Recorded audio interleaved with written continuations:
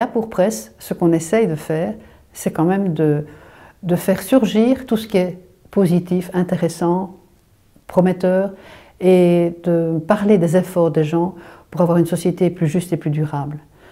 Alors ce qu'il y a, c'est qu'il nous faut être nombreux, il faut avoir des moyens financiers et des moyens en personne. Et moi, ce que je souhaite, c'est qu'on soit très nombreux. Parce que tout ce qu'on essaye à Pour Presse, c'est de vraiment conscientiser, informer et dire aux gens, on peut le faire. En matière de production agroalimentaire, Dieu sait s'il y a une urgence. Une urgence qui est bien sentie maintenant par la population. Donc il y a une forme de popularité de la chose. Maintenant, tout le monde a compris que les agriculteurs s'empoisonnent, qu'ils empoisonnent la terre et qu'ils nous empoisonnent, et que ça fait beaucoup d'empoisonnement tout ça. Et qu'il faut sortir de l'agrobusiness.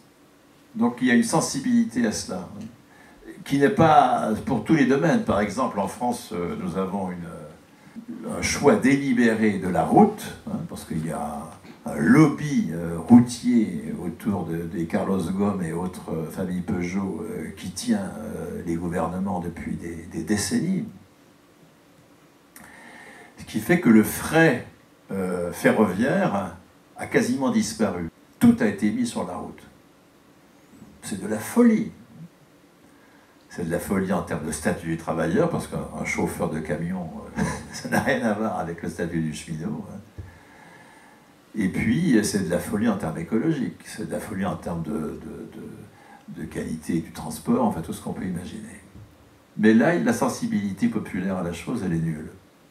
Parce que le lobby routier a fait son boulot de façon extrêmement pernicieux, et il y a une espèce d'adhésion à la route totalement folle, mais qui existe. En revanche, donc, le péril écologique dans lequel nous sommes en matière de production de l'alimentation est maintenant bien perçu.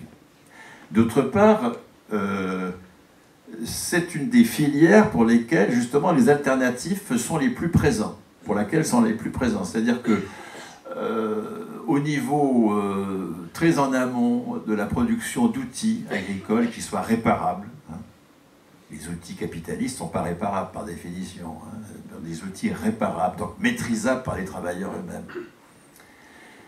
En matière de production de semences, en matière de production de biens bruts, blé, betterave, tout ce que vous voulez, en matière de transformation, bière, tout ce que vous voulez aussi, en matière de distribution, en matière de produits élaborés jusqu'à la restauration, vous avez des entreprises alternatives à tous les niveaux. Toute la filière peut être assumée sur un mode communiste. On a des travailleurs qui sont pour le moment minoritaires, mais qui sont là, qui existent, qui ne sont pas sur le truc « je fais mon boulot ».